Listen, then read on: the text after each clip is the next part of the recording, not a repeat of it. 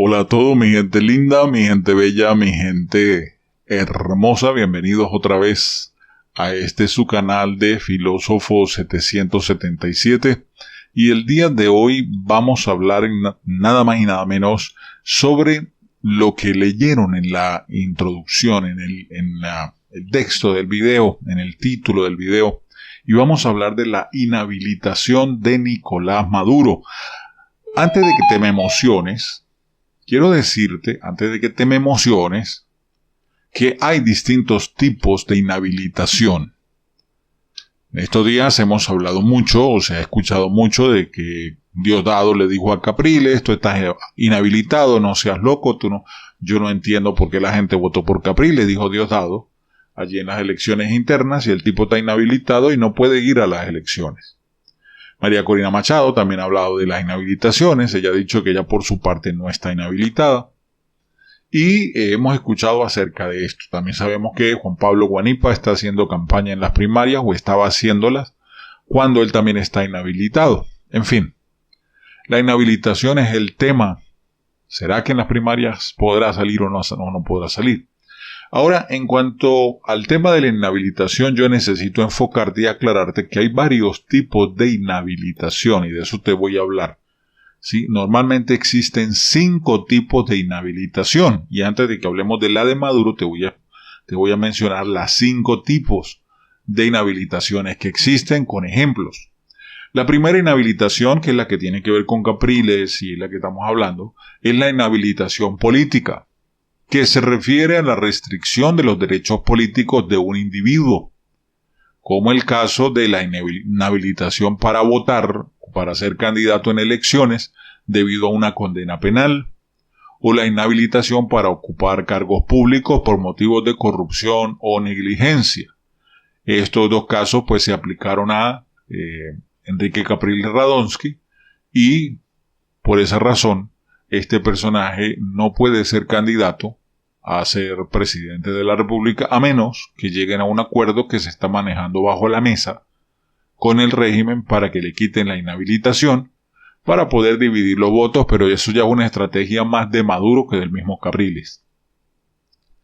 El segundo tipo de inhabilitación es la inhabilitación profesional, que implica la suspensión temporal o permanente del ejercicio de una profesión. Algunos ejemplos serían la inhabilitación para ejercer la medicina por mala praxis o por negligencia médica, la inhabilitación para ejercer el derecho, la abogacía, por incumplimiento de normas o éticas profesionales. Cuando a un abogado o un médico se le suspende la licencia o quedan inhabilitados. El tercero, el tipo de inhabilitación, es la inhabilitación judicial. Esta es una medida disciplinaria que puede restringir el ejercicio de determinadas funciones a cargos en el ámbito judicial, y algunos de estos ejemplos incluye la inhabilitación de un juez para que ejerza su función como juez por faltas graves o delitos de corrupción o delitos cometidos en su ejercicio, o la inhabilitación de un abogado para poder ejercer dentro de los tribunales o para defender a ciertos y determinados clientes. El cuarto tipo de inhabilitación es la laboral, que es la privación del derecho a trabajar en determinado sector, empresa, ya sea temporal o permanente. Ejemplo, la inhabilitación para trabajar en bancos o sector financiero por haber cometido fraude o malversación de fondos. La inhabilitación para trabajar en alguna empresa por haber cometido acoso laboral o acoso de carácter sexual. Entonces, ese tipo de inhabilitación existe. Y la quinta, la inhabilitación económica, que es la restricción que impide a una persona o entidad a participar en determinadas actividades económicas o financieras, sea temporal o sea permanente. Y algunos ejemplos serían la inhabilitación de una empresa para que pueda participar a obtener licitaciones públicas por parte del Estado por incumplir requisitos legales o por haber cometido fraude, como fue el caso de Odebrecht.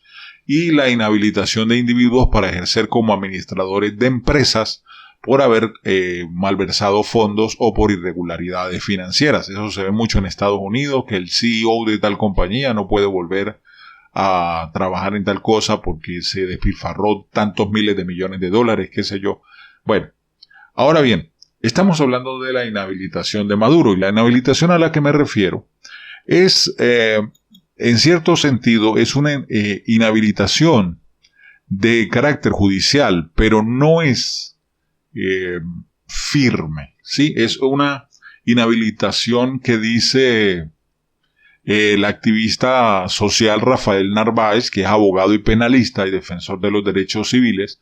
Es una inhabilitación moral, una inhabilitación que es metafórica, por así decirlo, y que tiene que ver con esto, lo que ha dicho este abogado, que es bastante interesante y bastante preponderante. ¿Por qué?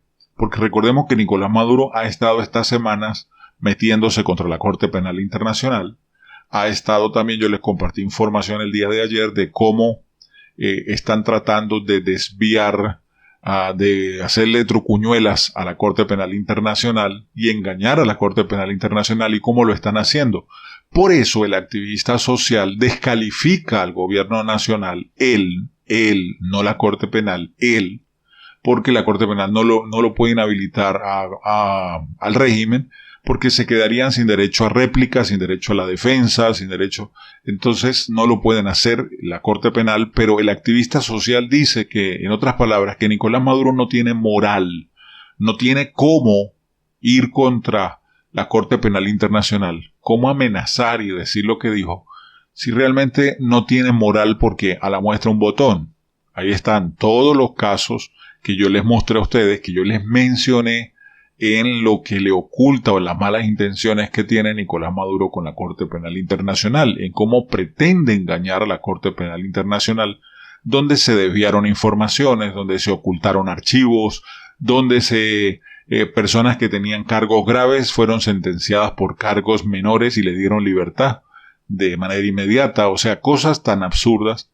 Y por eso Rafael Narváez, abogado, penalista, defensor de derechos civiles, rechazó la pretensión del Estado venezolano en descalificar al fiscal de la Corte Penal Internacional y nombrarlo como una forma de ocultar el incumplimiento del documento de acuerdo de entendimiento que fue firmado en Venezuela, donde uno de los puntos establece el compromiso de contar con un sistema de justicia que sea imparcial y que asuma la investigación penal de los hechos que ocurrieron en el 2017 y precisar a los responsables.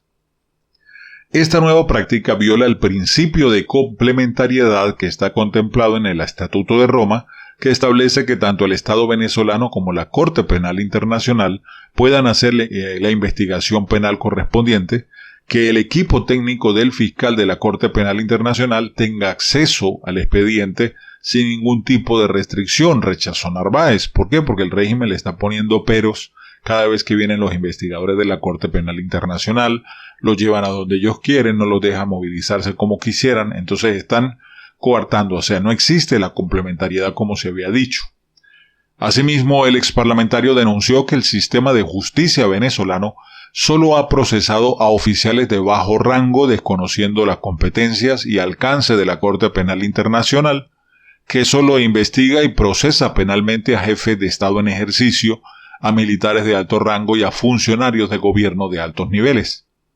No es ético desde el punto de vista jurídico exigir el cumplimiento del debido proceso cuando en nuestro país el artículo 49 de la Constitución de la República Bolivariana de Venezuela es violado constantemente, así lo aseveró. Asimismo, subrayó que lo más grave de esta situación es la suspensión de las audiencias, en innumerables veces, que constituyen un inmenso retardo procesal con denegación de justicia, vulnerando así sistemáticamente el debido proceso jurídico. Las víctimas de violaciones graves a los derechos humanos y crímenes de lesa humanidad todavía esperan que los componentes del famoso y letal Plan Zamora y que su cadena de mando sean procesados penalmente. Así lo expresó el defensor por los derechos humanos. Ya para finalizar, el abogado recordó al Estado venezolano que los crímenes de lesa humanidad no prescriben y que el Sistema Universal de Derechos Humanos no van a conceder privilegios a responsables de violaciones graves a los derechos humanos. Entonces, vuelvo y te repito, Nicolás Maduro moralmente, ante la Corte Penal Internacional prácticamente está inhabilitado. No es algo literal, pero sería una inhabilitación de justicia y de conciencia. Porque para la Corte Penal Internacional el hombre, si va a pedir algo, obviamente no tiene cómo pedirlo. Y cuando lanza acusaciones como las que lanzó, eso lo hace ver como un inmoral, que es lo que es. Y esto le puede pesar a él, ¿para qué? Para la sentencia que cuando se reabra la investigación y al llegar al final de la investigación, esa sentencia debe ser concluyente, vinculante y motivacional para que ojalá y el presidente de los Estados Unidos o el que sea decida hacer respetar esa decisión de la Corte Penal Internacional y se activen los mecanismos para una intervención multilateral en Venezuela. Caiga quien caiga. Bien, hasta aquí la información. Dime qué piensas de esta inhabilitación, vuelvo y repito, metafórica en el término judicial, una inhabilitación judicial, ya que este tipo no tiene moral. Déjamelo en la caja de comentarios. Un abrazo rompecostillas y recuerda visitar mi página web de autodidactamillonarios.com si deseas ganar dinero desde la comodidad de tu casa. Hasta la próxima noticia. Bendiciones, dedito arriba y comparte esta noticia en tus redes sociales si quieres echarme la manito.